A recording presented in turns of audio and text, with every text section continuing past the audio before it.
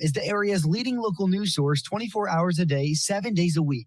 Get the latest local news, obituaries, police splatter, weather forecast, and more with no paywall. Head to DeWittDailyNews.com to get the local information you need to know. From the Heart Media Group newsroom and DeWittDailyNews.com, I'm Ben Hubbard with this expanded morning newscast.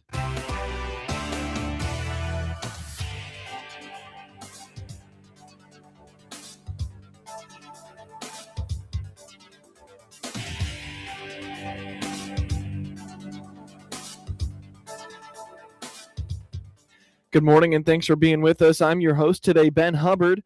The news is brought to you by Bob Chevy Buick in Clinton, your Silverado headquarters, as well as Connexus, offering fiber internet in Clinton. Click their icon on DeWittDailyNews.com to find out more. Seniors in Piatt County will be glad to hear that a local nonprofit is expanding what it offers in the area. Shelley Tolley with OSF Piecemeal indicates that while home-delivered meals are a big focus of the organization, they are encouraging seniors with the ability to visit their local Congregate sites, including a new location in Monticello, to engage in social interactions over their meals.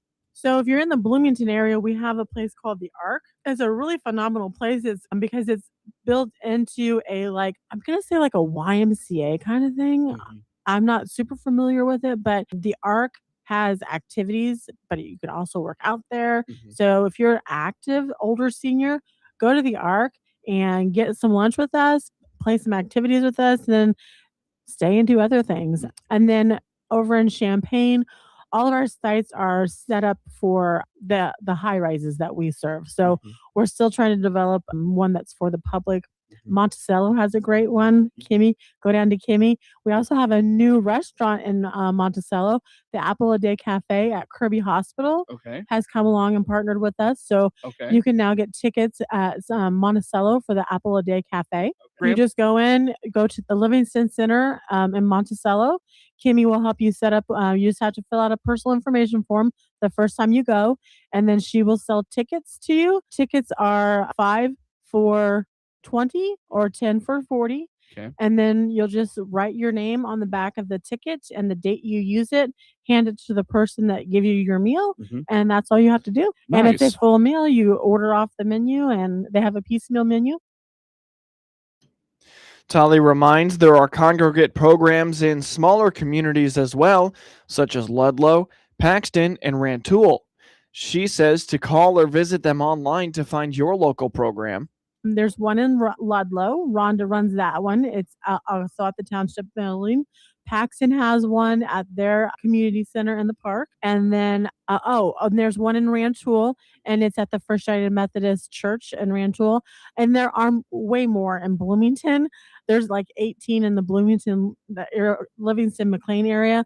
But I'm not from that area, so I'm not real familiar. But you can definitely call 309-665 5900, and that will take you to our secretary, Nikki, and she can help you get connected to any of our sites. So just type in OSF Piecemeal. That takes you to our website, and it will show you what sites we have and what's available. All right, and you can also fill out an online referral if you need home delivered meals. Piecemeal clients must be at least 60 years old, and Tolley explains their home-delivered meal service is reserved for clients who have issues getting out of their home. Also on January 27th, it's good. So OSF Piecemeal serves clients 60 years and above. So you do have to be 6 years old to receive piecemeals. We are in 7 counties: McLean, Livingston, Iroquois, Ford, Champaign, DeWitt, Piatt.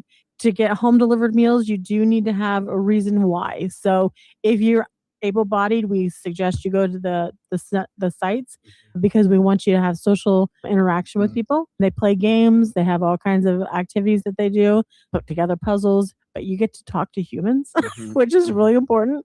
So if you need home delivered, you need to have a reason why. So you're either physically, you have problems getting out to go shopping, you can't cook, and then just like you have a lot of physical limitations. So it's not that you're homebound, but that you have a lot of physical limitations. To learn more about OSF Piecemeal and find your local Congregate site, call 309-665-5900 or visit osfhealthcare.org. The University of Illinois Extension will be kicking off the new year with the latest information on caring for community trees. Director of the Extension in Logan, Menard, and Sangamon counties, Terry Miller-Casey, explains that the Community Care Tree Series is targeted at everyday tree huggers and certified arborists alike. She notes that a $10 fee covers all 5 online sessions, and the first is on Tuesday, January 13th. Well, we have a really unique series of events that are coming up. It's Community Tree Care Series. And so there are a lot of people out there who, individuals who care about trees and want to help, foster their trees, their forests, their grove.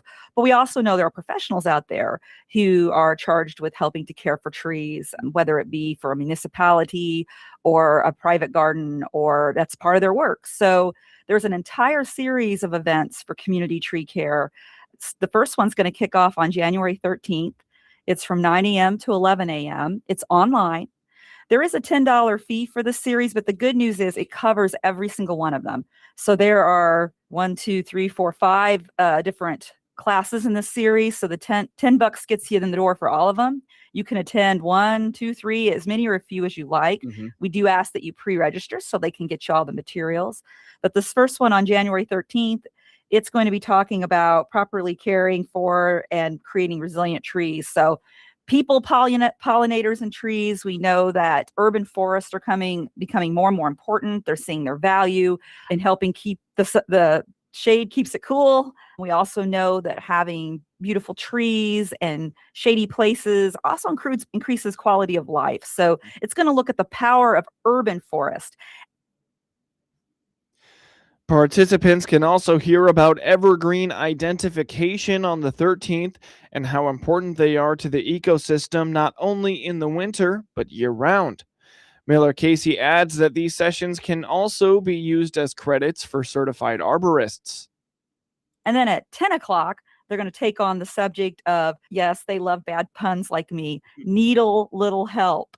So that one, needle little help, is going to be about evergreen identification and functions in the landscape. So we know evergreens are very important. This time of year, you can spot them real quick because they're the only thing that's green, and they look beautiful this time of year as well. But they're really important for our ecosystems all season long. So you're going to learn about not only urban forests, but you're going to learn about our evergreens and how important they are. And so for each one of these sessions, your person is eligible for 2 hours of continuing education in the Illinois Arborists Association. So for those who are certified arborists, this is an opportunity to gain some more credits. So that's the first one in the series. The series will continue on January 27th when the topic of managing trees, urban soil, and construction is discussed. On February 3rd, they will move on to chainsaw safety. Also on January 27th, it's going to be about construction and urban soils. Obviously, when you're dealing with construction and trees, that can be difficult. And many people want to save the trees. They're building a home and they're like, oh, I want to save these trees in different areas because I want a mature tree. So this will talk about that aspect and how you can save them.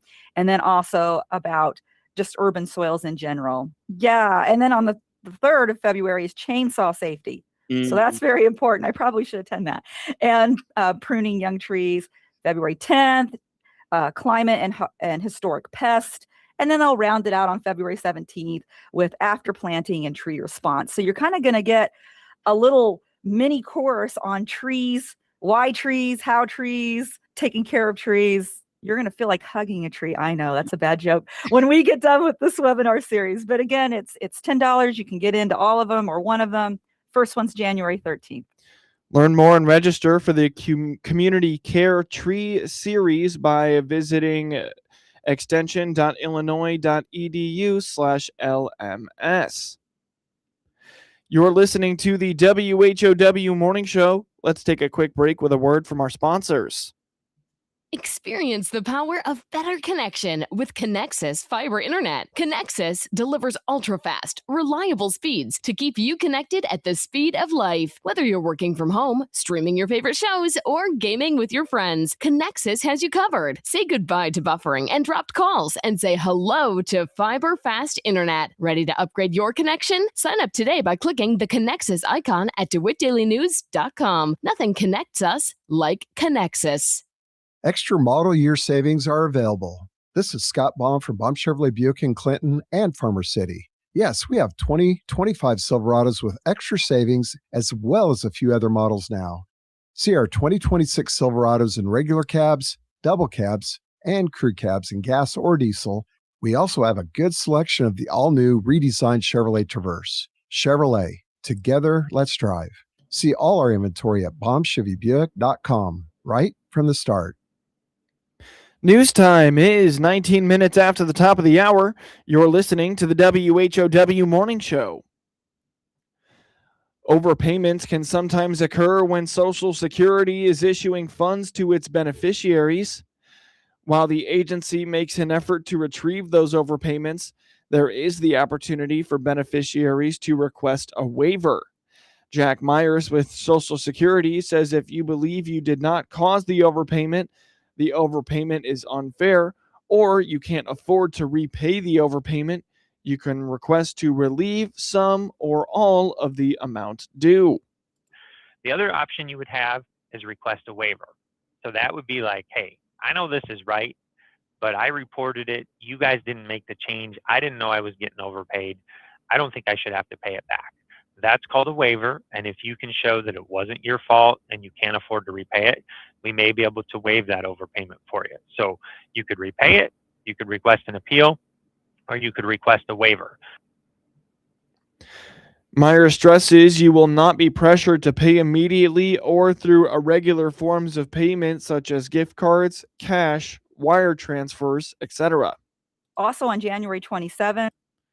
Something else we need to talk about, Seth, is we're never going to pressure you. We're not going to call you on the phone and say, hey, you're overpaid. You need to pay this thing back immediately, and you need to do it through a wire transfer or gift cards or cash.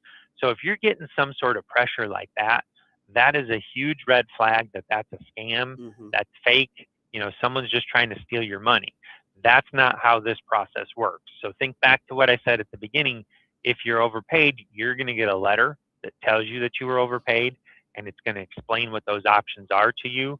You're going to have time to think about it. You're not going to be on this quick deadline.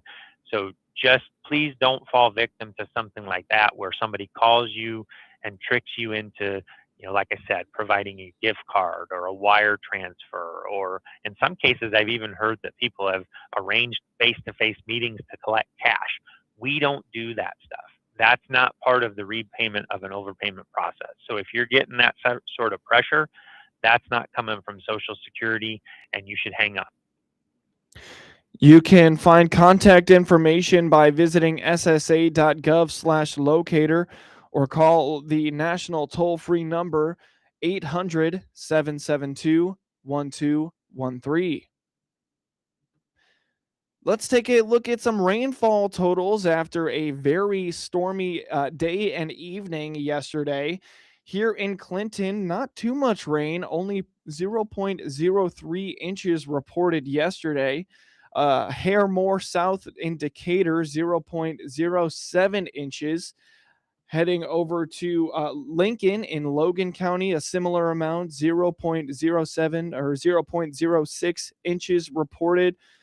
In Springfield and Sangamon County, 0.12 inches reported, 0.1 inches reported in our state's capital, Springfield. But if we go just a little bit more north, still not very much in Bloomington, even seeing 0 inches reported in southern part of Bloomington, 0.03 reported on the west side. But just go a little bit northwest of that into Peoria. East of Peoria, just south of Eureka, 1.64, so over an inch and a half of rain reported. And a half inch within Peoria, 0.27 in East Peoria in the Washington area. So quite a bit of rain in Washington. And the Peoria area. Going even further northwest to Galesburg, 0.63 and 0.55 inches reported there, so about a half inch. And as we get closer up to LaSalle, almost an inch, 0.81 inches of rain there. So very localized to northern and northwestern in Illinois, 0.65, 0.58 up in the Quad Cities area. So some severe weather through the northern part of Illinois last night. However, pretty much just missed anybody south of Bloomington. So fortunate for our Clinton and Decatur and Bloomington area residents, didn't see too much severe weather, hopefully. The Everything Local Conference is set for January 28th to 30th at the Bank of Springfield Center. The event highlights local foods and specialty crops, says Jenna Spickle with the Illinois Specialty Growers Association. Oh my gosh, it is such a valuable experience. There is 3 days of learning, opportunities to network with other growers, valuable talks, tables. I'm really excited. This year we have a track with several options to learn about pumpkins, and that's always a popular one since Illinois is the pumpkin capital of the U.S. And we will have grower panels so people can hear from some of the pumpkin grower gurus in the state, which I'm very excited about. There will be some great talks from specialists too. And for agritourism, we have a lot of really interesting talks as well from some top farms in the state that I'm very excited about. For more information or to register, visit specialtygrowers.org.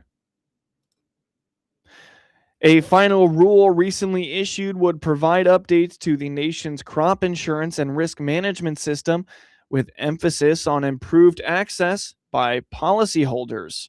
Rod Bain reports.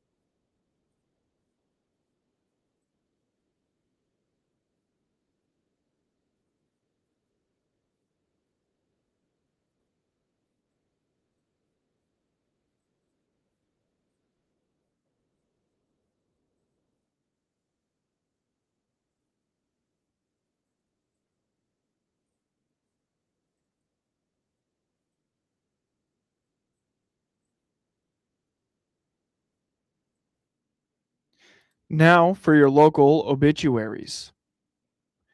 Terry A. Yates, 83, of Decatur, Illinois, passed away at 7:30 a.m. December 21st, 2025, at the Ark of Hickory Point in Forsyth, Illinois.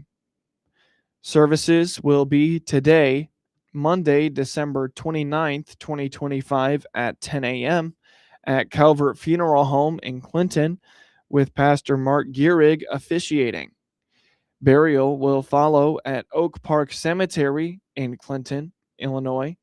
Visitation will be 2 to 4 p.m. Sunday, December 28th, 2025, at the funeral home. Memorials may be directed to the American Heart Association. Online condolences may be made at calvertmemorial.com. Get news anytime from your computer or your mobile device at DeWittDailyNews.com. This is Seth Lawrence, News and Program Director for WHOW and WEZC. We take pride in being Clinton and Central Illinois' local radio stations each and every day, 7 days a week. What does local news mean? Here's a sample. Great news. They've done a lot of work in that building. They still have some work to do, but things are really moving along. They're actually going to start their first production line next week. Lincoln and Douglas, the most recent scores, they're below the commendable rating, and as a result, there is going to have to be some work that's going to be done. So yeah, double check with your landowners if you're hunting on somebody else's property. Double check, just verify that you're good to go. You hear the local people that make the news every day, 7 days a week on the big 1520 AM, 92.3 FM, and 106.5 FM WHOW, and on your easy choice for soft hits, 95.9 FM WEZC.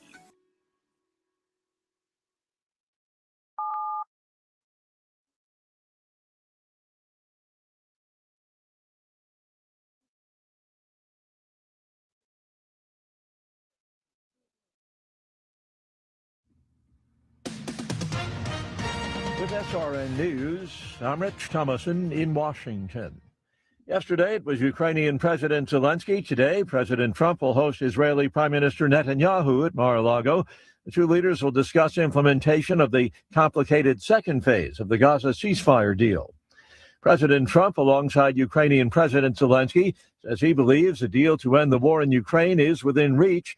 Earlier, Mr. Trump had what he described as an excellent 2.5-hour phone call with Russian President Vladimir Putin.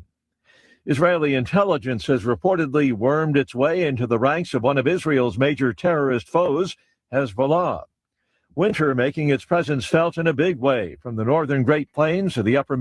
From the Hart Media Group Sports Desk, IL Sports Wire, and DeWittDailyNews.com, I'm Ben Hubbard with this local sports report. Brock Purdy threw a 38-yard touchdown pass to Jawan Jennings with 2 minutes and 15 seconds left, and the San Francisco 49ers forced an incomplete pass on the final play from the 2 to beat the Chicago Bears 42-38 on Sunday night and set up a Week 18 showdown for the top seed in the NFC. Caleb Williams drove the Bears, who are now 11-5, down the field in the closing seconds and had one last shot for the win, but Bryce Huff forced him out of the pocket, and his throw short-hopped Jade Walker in the end zone to seal the sixth straight victory for the 49ers, who are now 12-4. The loss ends the Bears' hopes of earning the top seed. Chicago has already clinched the NFC North and can earn the number 2 seed by beating Detroit next Sunday. Purdy finished 24 for 33 for 303 yards, while Christian McCaffrey ran for 140 yards and a score and added 41 more receiving. Williams went 25 for 42 for 330 yards and 2 touchdowns, but couldn't deliver at the end after already leading the Bears to an NFL record 6 comeback wins after trailing in the final 2 minutes of regulation. Neither defense could slow down the opposing offense for most of the night after a pick 6 by Chicago's TJ Edwards on the first play. The Niners led 28-21 at halftime. The teams then traded touchdowns on the first 3 drives of the second half, with DeAndre Swift scoring on 2 runs for Chicago and Purdy delivering a highlight reel play for San Francisco. He rolled to his right on a play from the 6, eluded 2 pass rushers, and then flipped an easy touchdown pass to Kyle Juszczyk on a play that lasted longer than 8 seconds. The Bears finally forced a punt and went ahead 38-35 on a short field goal by Cairo Santos with 5 minutes and 22 seconds to play. The Bears' opportunistic defense struck on the first play when Edwards caught a deflected pass and returned it 34 yards for Chicago's first defensive score on the opening play in the last 45 years. Purdy answered his big mistake to start the game with a 65-yard touchdown drive capped by a 1-yard pass to Jake Tunges, and San Francisco moved the ball with ease all half. Purdy added 2 touchdown runs, and McCaffrey also scored on the ground to give the 49ers a 28-21 lead at the break, despite allowing 2 deep touchdown passes by Williams. The Bears host Detroit on Sunday. The 49ers host Seattle on Saturday night.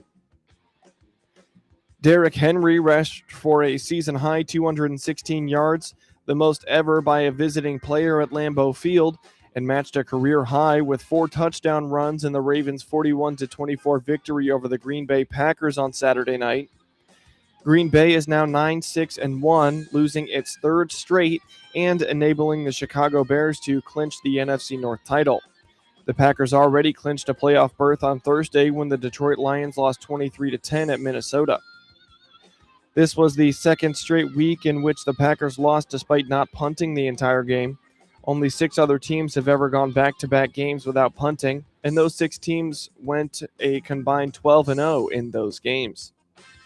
Henry had 3 touchdown runs in the first half and scored again on a 25-yard run with 1 minute and 56 seconds left in the game. His 7th career 200-yard rushing performance moved him ahead of Adrian Peterson and O.J. Simpson for the most in NFL history. Both teams were missing their starting quarterbacks as Baltimore's Lamar Jackson deals with a back injury, while Green Bay's Jordan Love is in concussion protocol.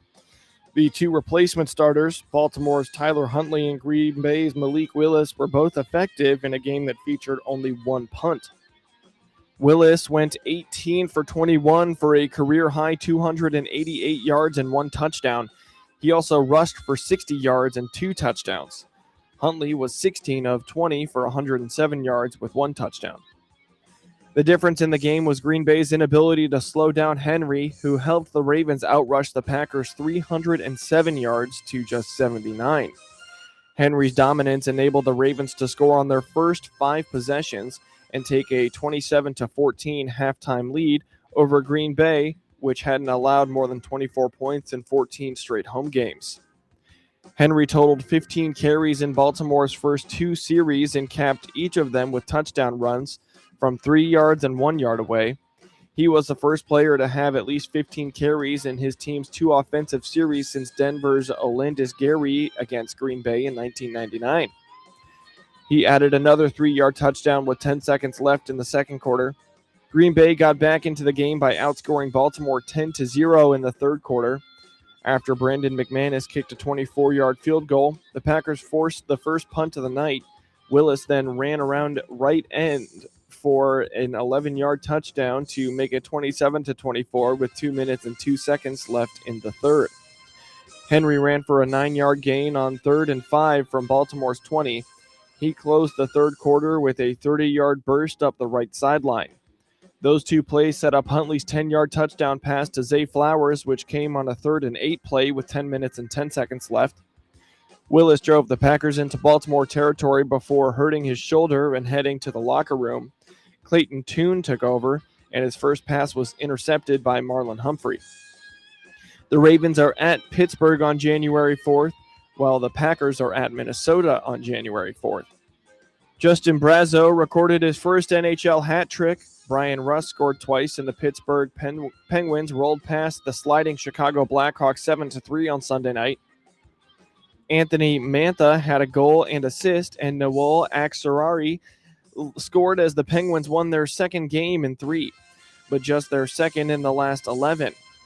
Ryan Shea had 3 assists, and Artur Silovs made 21 saves. Blackhawks captain Nick Foligno had scored in his return after missing 19 games with a hand injury. And Wyatt Kaiser and Tyler Bertuzzi each had a goal. Last place Chicago came out flat a night after snapping a 6-game losing streak in Dallas with a shootout win and lost for the 9th time in its last 11. Blackhawks goalie Spencer Knight stopped only 3 of his first 7 shots he faced before being relieved by Arvid Soderblom 12 minutes and 3 seconds into the game. Knight returned for the third period and stopped both shots he faced in the frame. Soderblom stopped 12 of 15 shots, including Sidney Crosby's breakaway in the second period. The Penguins led 4-0 midway through the first period. Mantha opened the scoring at 1 minute and 38 seconds in, swatting in a loose rebound. Russ made it 2-0 at 7 minutes and 19 seconds, beating Knight on the glove side from the left circle. Brazo upped it to 3-0 just 61 seconds later, knocking in Mantha's feed from behind the net and prompting Chicago coach Jeff Blashill to take a timeout. Russ fired in a screened shot from the right circle at 12 minutes and 3 seconds for his 15th goal to chase Knight. Foligno cut it to 4-1 midway through the second, tucking in a loose puck from the crease. Brazo added goals 57 seconds apart to complete his hat trick. Alone in the front, he slid in a power play score at 12 minutes and 20 seconds, then deflected Connor Dewar's high shot for his 11th goal of the season. Kaiser made it 6-2 with 6 minutes and 30 seconds left in the second. Then Axiari scored with 1 minute and 12 seconds to go in the period. Bertuzzi scored with 1 second left in the third. The Penguins host Carolina on Tuesday. The Blackhawks host the New York Islanders on Tuesday. Clinton fell behind early, and a late comeback fell short as the Maroons lost to Paxton Buckley Lotus 68-61 on the second day of the holiday hoopla from the Seaver Center in Monticello. The Panthers jumped out to a 21-28 lead at the half and led 49-35 after 3 quarters. The Maroons would rally but could not overcome the deficit.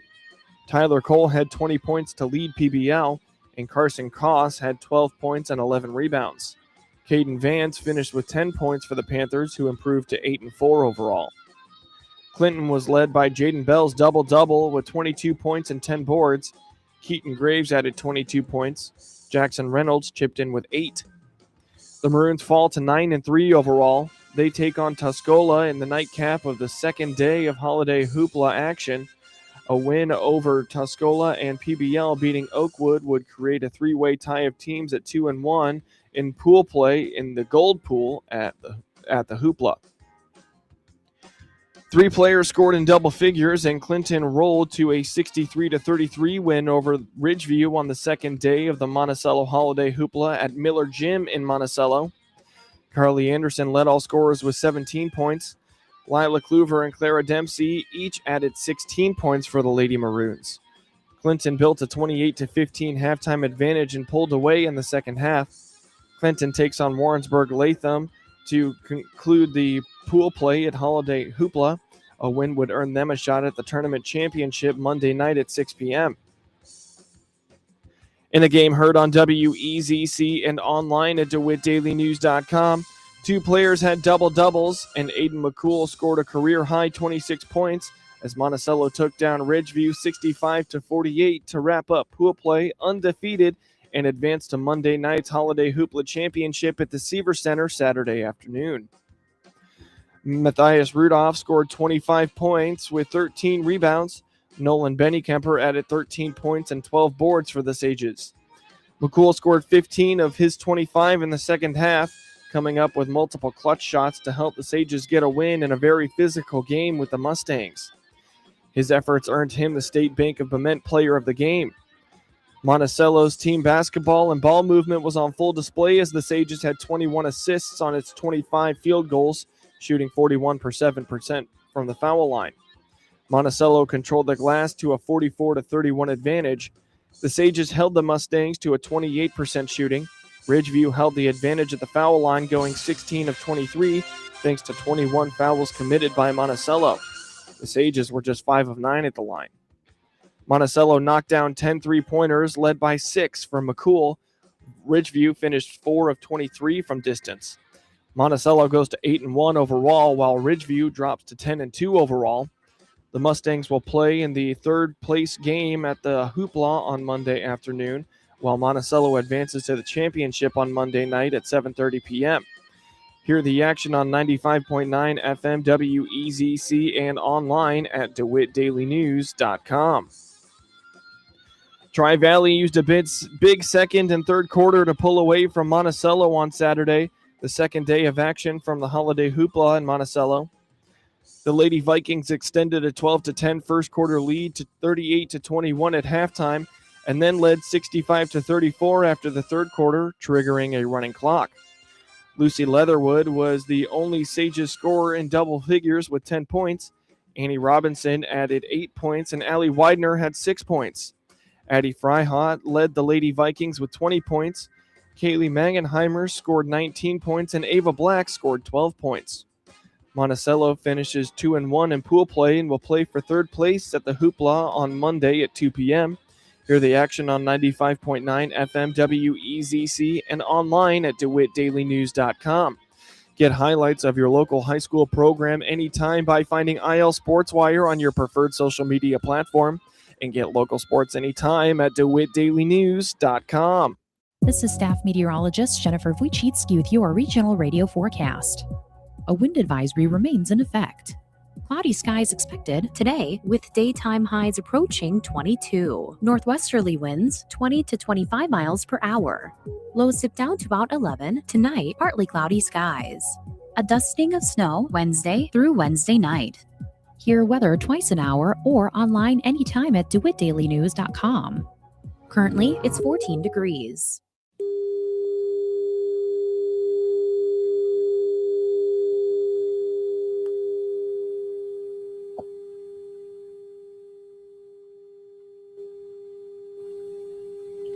Mark 15